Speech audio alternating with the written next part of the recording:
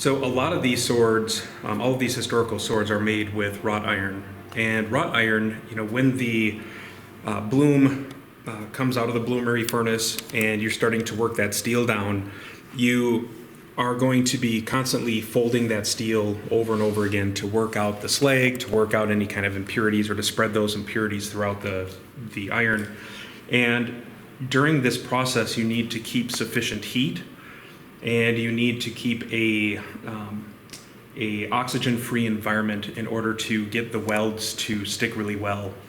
And if you're not diligent about the heat, if you're not diligent about kind of the environment, or you take too long to work it, or you don't fold it very many times, then sometimes you end up with steel that's not quite as nice, which means it's more likely to delaminate in the future. Now, in many cases, if a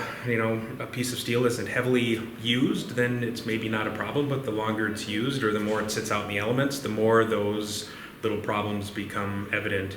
And you see a much thicker grain structure in this particular blade, and you see a lot more places where it's started to delaminate and come apart, which just might indicate that the initial steel the person was working with wasn't the greatest steel.